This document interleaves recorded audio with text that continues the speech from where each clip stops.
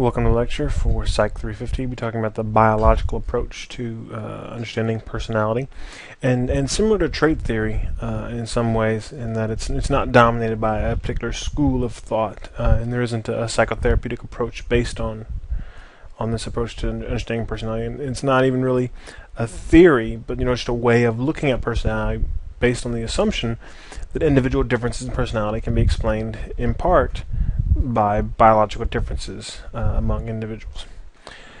That being said, there is an early theorist that was influential in applying biology and kind of an understanding as biology as etiology for personality, and that would be Hans Eysenck. And Eysenck's theory, which we've talked about before when talking about factor analysis. Right, he came up with a three-factor solution, talking about extroversion, introversion being one factor, neuroticism being a second, and then in his later work, a third factor of psychoticism. So you have these three factors, which he referred to as super traits, and beyond this, he also, in his theory, talked about this kind of hierarchical structure of personality with these super traits at the top of the hierarchy. But to kind of really understand the hierarchy, it's probably better to look at it from the bottom up. So at the bottom of the hierarchy, at the simplest level, would be your specific responses, right? So these are just observable behaviors. So, for example, you might see a person driving well above the speed limit. Like, well, that seems dangerous.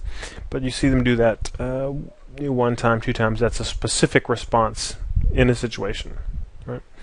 And if you see that person engage in a specific response multiple times, so multiple times or in multiple situations, so speeding in a school zone, speeding on the highway, you saw them on Monday, Tuesday, Wednesday, Thursday, and Friday, whatever. Now that specific response is a habitual response. So specific responses that are repeated multiple times or multiple situations are then deemed habitual responses. And not all specific responses will be habitual responses, but all habitual responses are made up of specific responses, right? So if you just speed that one time, then you don't have that habitual response. You just did it one time, you were running late, whatever. It's not something you do habitually. But if it is, it rises to that next level. And then even above that, are traits, and traits are when you have related habitual responses. So you have these habitual responses, one of which might be driving fast, and then some others that might be related to that, juggling chainsaws, having sex without condoms. All these related habitual responses might imply an underlying trait. Okay. So for the one example we're talking about, the trait would be risk-taking, right? So there's different ways to engage in risk-taking, and those different ways of engaging in risk-taking are the habitual responses. Okay.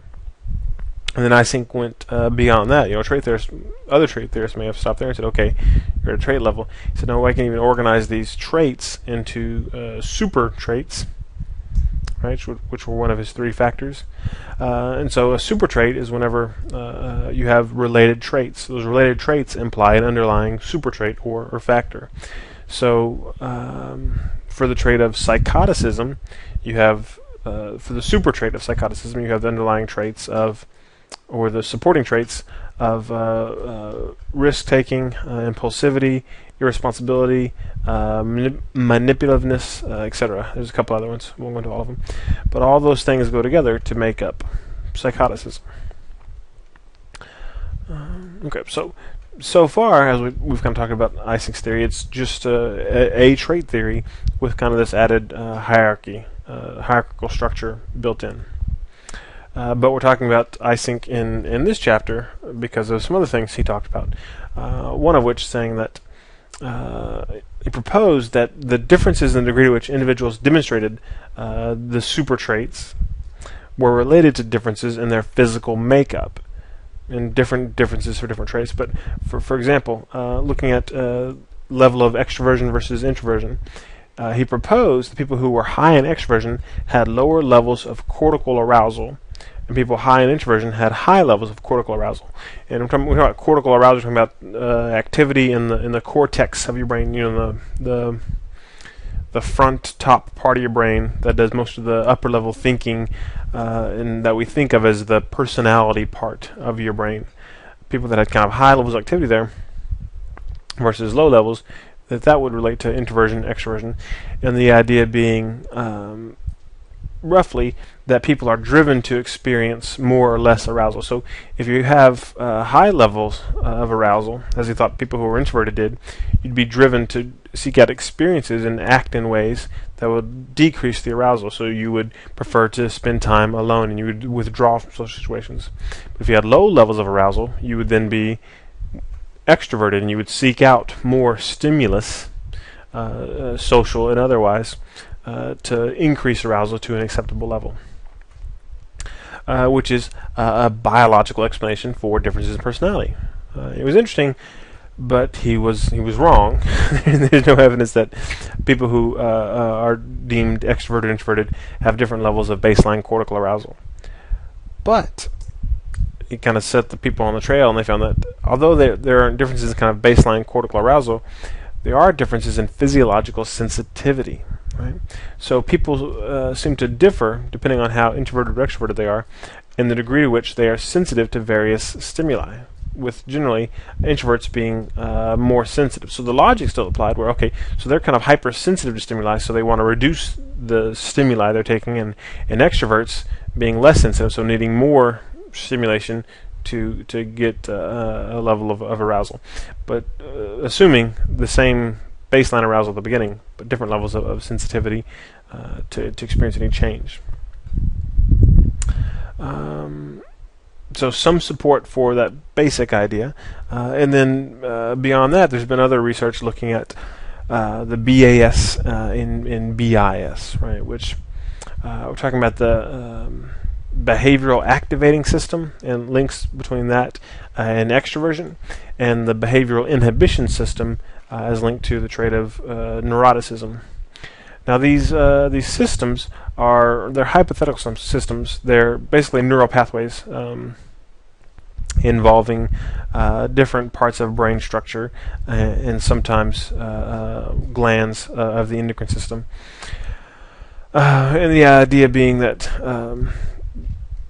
the way you're wired in these parts of your nervous system and your kind of hormone system is related to how extroverted you are for the behavioral activating system, which is kind of a theoretical system that guides you toward approaching stimuli, and the behavioral inhibition system, which is the one that is associated with kind of anxiety and withdrawal and pulling away, and that being more related to neuroticism.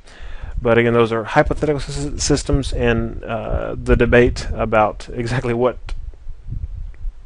role those systems play and what comprises those systems is ongoing. So some support for this idea of a biological explanation for differences in personality, but it's not clear cut. It's not unequivocal. Okay, but Eysenck kind of got things started, and then beyond that, much of the support of a biological basis for personality comes from research on temperament, right? And temperament is basically a broad behavioral disposition, which is not the same thing as personality. It's like personality as a concept, but maybe less refined in some ways. So more broad, less specific. So generally doing this rather than being extroverted versus agreeable versus conscientious. Right? But it's important to study. One of the reasons why it's important, especially for the biological basis of behavior, is it's evident in the first year of life. Oftentimes, by the age of 3 months, you can reliably classify babies as being one type of temperament or the other. And because of the early identifiability of temperament, it's thought to be genetically influenced, right? With the idea being, well, they're too young to have had much environmental input, which there is something to that argument, but I think sometimes people forget that your environment doesn't start at birth, right? You have a intrauterine environment. Your brain is developing and developed before you are born out into this world, and you are being influenced by some degree external stimuli, but certainly exposure by to hormone levels in your mother and whatnot. So there are some early environmental experiences. So the idea that whatever you have when you're born is all genetics, it's a little bit of a misunderstanding in ignoring early environmental influences, intrauterine environmental influences. Nonetheless, still it's taken as evidence of genetic influence, and paired with other studies looking at similarities across families, looking at twin studies, it does seem there's pretty good evidence for a strong genetic component to temperament. Okay, so agree about that, but don't disagree so much about the factors, about what temperament is. Right? So in general, most researchers agree that babies are different from each other in predictable ways, but they don't agree on how to describe these differences. One way would be, say, looking at their degree of emotionality, sociability, and activity, looking at these at all three of these being continuums. With emotionality, looking at the intensity of emotions, when they cry, do they cry really hard? When they laugh, do they get really excited and laugh really loud? Sociability, having to do with their interest in interactions with objects and people in their immediate world, and activity, just related to kind of a general energy level, high energy versus low energy babies. Another way of looking at it would be well-adjusted versus uncontrolled versus inhibited. So well-adjusted means you're kind of happy, easygoing babies who do fine in response to changes in schedule. Uncontrolled, you can kind of hear the Freudian influence there. It's kind of unchecked id impulses, right? Where they are hard to satisfy. When they're hungry, they cry, and they can't manage themselves in any way.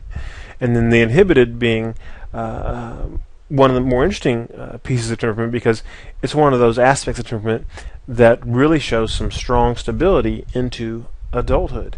And when we talk about inhibited, we're talking about kind of this experience of anxiety in the face of novelty. Whenever there's new things, they're like, I don't want to check that out. I'm going to wait and see what other people do and if it's safe. Versus uninhibited kids, like, oh, new toy, what's that? And they'll go play with it, or hey, look, a snake, and they'll go pick it up. So good and bad to being inhibited or uninhibited, but that kids that are inhibited as infants, there's some longitudinal studies suggesting that as adults they will be more social anxious than adults who were uninhibited babies. So some strong evidence of stability there, which again, when you see that level of stability, a lot of people say, well, that appears to really argue for genetic influence, with the idea being that your genetics are fairly stable. They're not written in stone, and they do respond to environmental inputs, but they are fairly stable, more so arguably than are your environment. As you get older, your environment changes significantly. From little things, from sitting in a high chair to sitting in a regular chair. That's a significant environmental change. So your environment changes as you grow older. Even if you live in the same house all your life, it's still a different environment as you're growing older. People are interacting with you in different ways as your abilities change. Okay, so they can't agree on the factors. These are two examples of ways of talking about it. There are several others.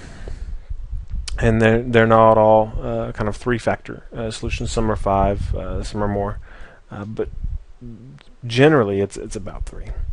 But one of the more interesting things about temperament is the degree to which it seems to interact with environmental inputs. And there are a couple ways that this happens. And one would be when we talk about these passive gene-environment correlations. And a passive gene-environment correlation is simply talking about when a child's genotype, so the genetic inherited temperament and his or her environment are related, they're correlated assuming that the child lives with his or her biological parents, right? So imagine a kid gets the inhibited genes, right? So gets this genes from the parents that would make them more likely to be inhibited versus disinhibited. Well, who'd they get the genes from? Well, they got from their parents. If they got inhibited genes from the parents, unless these passive genes, their parents were likely inhibited as well. So these parents will also model shyness and maybe some anxiety in response to novelty. So there's a correlation between the environment and the genes. So when the kid shows up as inhibited, it's like, well, is it the genes or is it the environment? I don't know. They were both. They're related. And there's these evocative gene-environment correlations as well. And this is the idea that a heritable behavior evokes a particular response. Right? That's the evocative. It evokes or pulls for a particular response from the environment. Right? So a kid that's inhibited and shy, well, how do you react to that kid? You say, okay, well, I'm going to leave you on your own. You go do whatever. Here's some money. Go down to the store and give me a 6-pack of Cokes. No, that kid, they're shy. You're not going to let them do things by themselves. You're going to shelter them because you can go, well, they're shy, they're scared. I better stay close. And so the more you stay close and don't let them go explore and possibly take some risks, the more they'll stay that kind of shy kid, right? So the stuff they're born with pulls for an environment that supports that temperament. And then there's the third type of gene-environment correlation to talk about would be active gene-environment correlation. And this is just kind of noting that heritable characteristics might cause the child to seek out environments that fit with their inherited trait. Right? So this is not necessarily just the environment reacting to the kid's trait, but a shy kid seeking out an environment that supports shyness. So seeking out solitary activities that are rewarding. Right. So I'm going to try to learn to read early because I can do that by myself and don't need people to be around me, and it's fun and enjoyable. Right. And then they have these rewarding activities which reinforces shyness. Hey, this isn't so bad. I enjoy being here by myself. Right. So we have all these different ways that genes and environment interact. That temperament interacts with the environment. And one of the kind of interesting things about this is that throughout these interactions, temperament seems to, in general, provide a range of possible outcomes. Right. So if you get the super inhibited genes, you're probably not going to be a super outgoing person. But at the same time, genes aren't destiny. Right, so two kids born with the exact same genetic load for being inhibited, same level of shyness, they might be very different in how shy they actually are, depending on those environmental inputs. To a degree, right? The environment can move you along that continuum and push you to be less inhibited, or it can push you to be even more inhibited than your genes would merit. Right? So think about the temperament providing this range, and within that range, the environment will cause or may cause different shifts. Okay, so another biological perspective, slightly different from genetics and temperament, but still related to genetics, would be the evolutionary personality theory, and this is based largely on originally Darwin's work in whatever the guy's name who didn't get credit. I feel bad, I can't remember his name now. But unnatural selection, right? Which the idea that applied to personality, that personality traits that were adaptive were passed on from generation to generation, and the people with maladaptive traits did not pass on their genes. Based really on kind of two mechanisms. One being kind of the survival of the fittest, right? So this is all about personality traits that allowed you to live and not get eaten by or stomped on by a woolly mammoth or fall off a cliff. Those things, those traits got passed on. So people who were afraid of snakes, they lived and they passed on their genes. People who were really super high in fearlessness and had just no fear, they thought they could jump off a cliff and be fine. They didn't make any babies, right? So they didn't pass on their genes for fearlessness. Some level of being fearful was adaptive, and people who were to some degree fearful lived. People who were too fearful to leave the cave, well, they didn't get any food probably, and so they may not have lived. So the idea that there's some range of emotions, and those that were adaptive got passed on, and the ones that fall outside of the range of adaptivity, those people didn't live to pass on their genes. But more than that, so more than just living, right? To pass on genes, you don't just have to be alive. You got to make babies, right? So we also have sexual selection, and this is often used to account for gender differences, which is a controversial topic. So it's not just about surviving, but also about procreating. So traits that allow people to mate were passed on. And so people who had traits, who had personalities that got in the way of hooking up, didn't have any babies, and so they didn't pass on their traits. And it wasn't like people think, wow, I really want to pass on my genes, so I'm going to try to be really charming and have lots of sex with these people.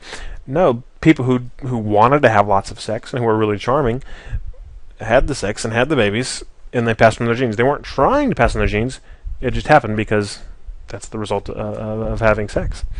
One of the results. Okay, so this combination of survival of the fittest and sexual selection was thought to have shaped human personality across time, right? Not just from one generation, but over many generations, thousands of years. And in some ways may continue to work. In some ways, modern advances in technology may have short-circuited, to a degree, the impact of evolution on personality, because some of the pressures for mate selection and survival that may have formerly existed don't exist, or at least they're certainly different now than they were before. So it's an interesting theory, right? But there are some problems, especially with the stuff looking at gender differences. You know, one of the things that is probably most controversial is the one people use evolutionary theory to justify infidelity on the part of men, and saying that, you know, well, men are genetically programmed via evolution to spread their seed far and wide, with the idea being that men who had sex with lots of partners contributed greatly to the gene pool. So all these genes connected to the Y chromosome that are related to not being monogamous got passed on, and that's why men are that way.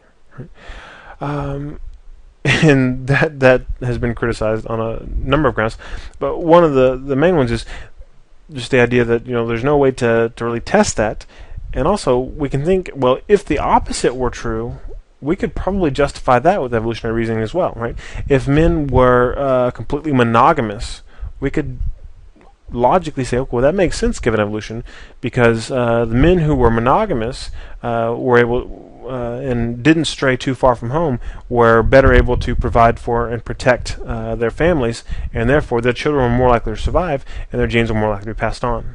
Right? So if you can have two opposite outcomes explained by the same theory, it's not a falsifiable theory. So very problematic in many ways, but nonetheless an interesting way of thinking about personality development, but it certainly has some limitations.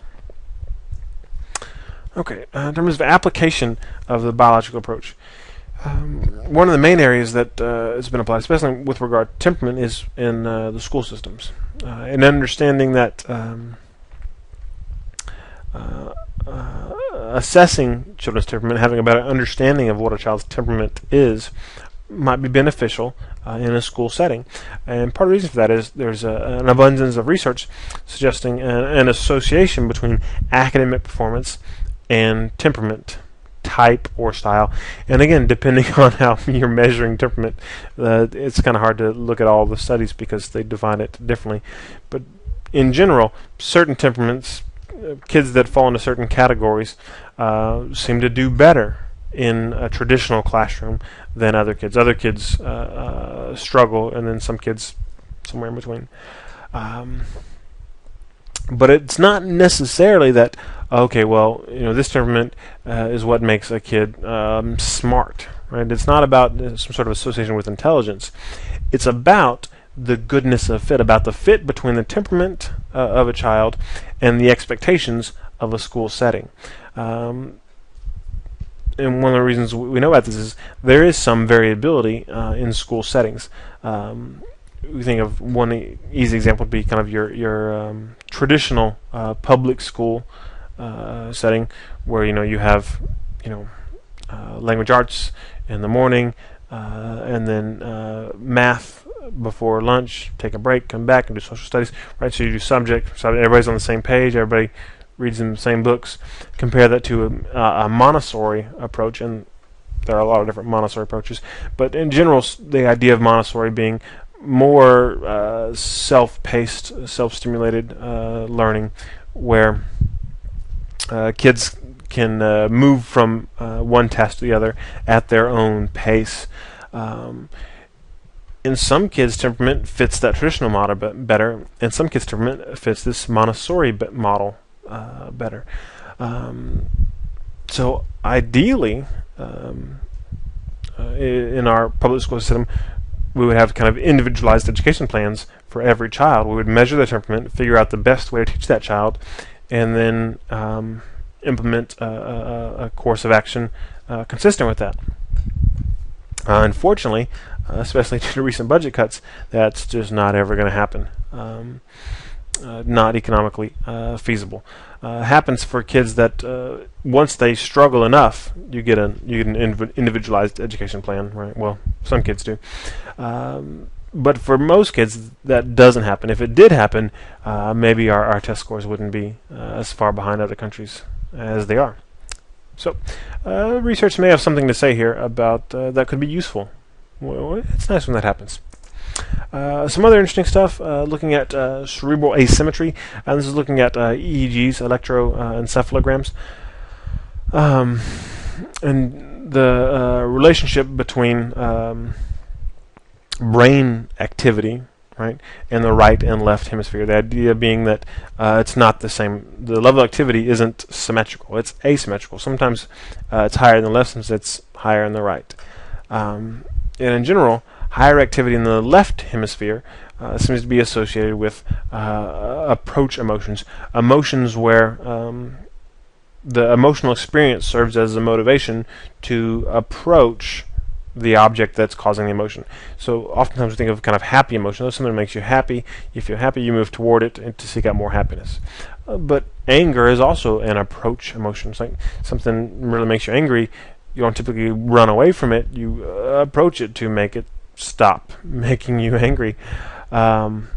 Whereas the right hemisphere activation seems to be more associated with avoidance emotions, emotions where that motivate you to get away from the cause of the emotion. So anxiety being one of those, where the general tendency, if there's a big scary dog chasing behind you, and you experience anxiety, you don't think, oh, I need to run to that dog. You run away, right? So your right hemisphere is probably going nuts at that point.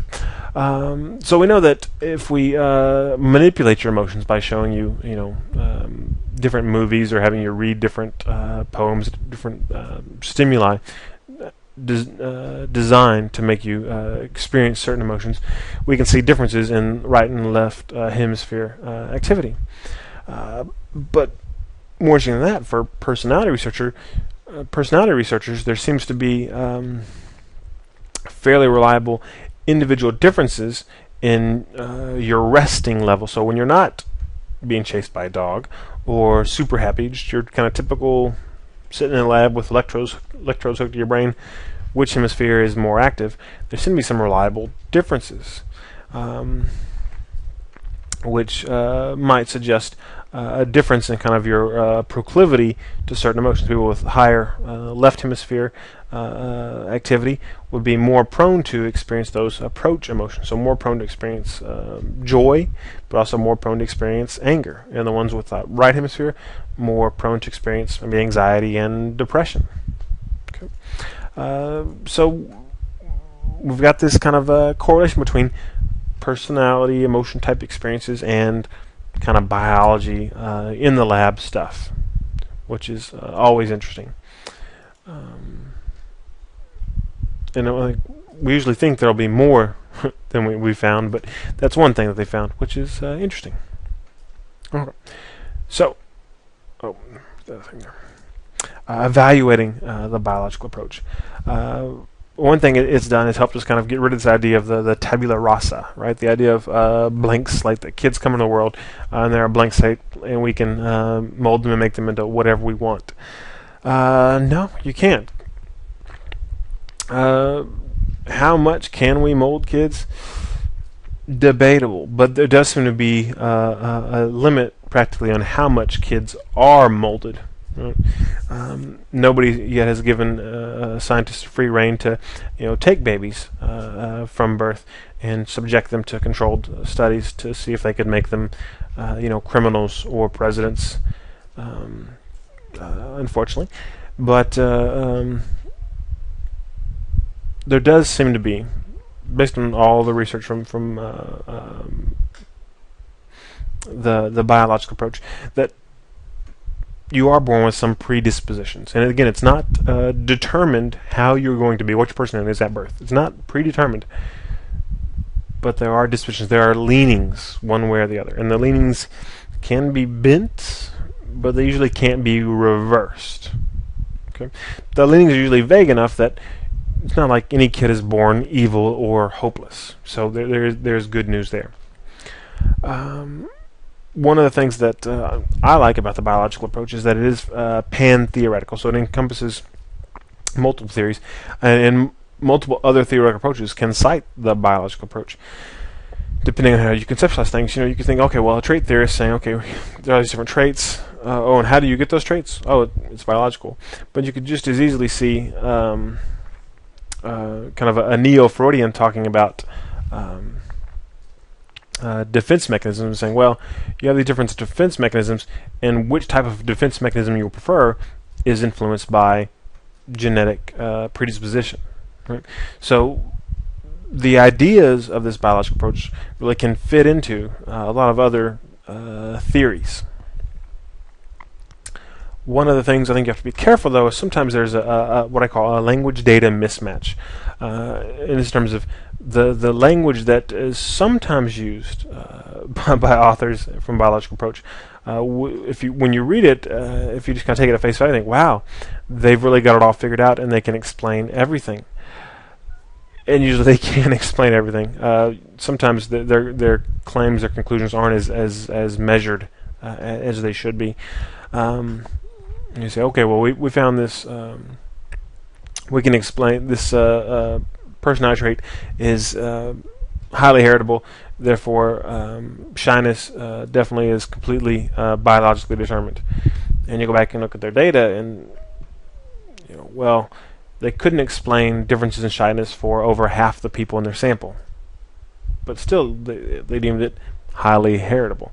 So you have to read the fine print when reading this stuff, and think about carefully about what their studies are measuring, and if you agree with them when they say what they're measuring, because sometimes I think there's a tendency to overstate conclusions in this area of research. Similar to trait theory, also a lack of unification. There's no it's good and bad. There's no dominant theorist out there who owns the biological approach, not named after anybody. But at the same time, as we see with kind of the sub-area of temperament, there isn't an agreed-upon conceptualization of what temperament is or how it should best be defined or measured. So some lack of unification is difficult, at least in terms of trying to understand the approach. But it's probably helpful in terms of lots of people working from lots of different angles will probably get us closer to the truth than everybody jumping on the same boat going the wrong direction. And then last, something we've already addressed, are the problems with evolutionary theory. Really lacks the theory itself, it's kind of intuitively appealing, but at a scientific level lacks some important aspects of being a scientifically valid theory. And so, again, some of the writings there pretty clearly biased in terms of male authors writing, justifying bad behavior by men. Okay. But overall, again, kind of like trait theory, something that's just become part and parcel of research, and it's just kind of assumed that, yeah, things are genetic influence and inherited, and now the argument's about, well, which things and in what way. So which genes and how are those genes expressed? Obviously that's not the genes for your fingernails. So it's the genes that influence the functioning of the hypothalamus or of the amygdala, or what? What is it about the genetic influence that's causing people to act in consistently different ways? Okay. That's all for now. Take care.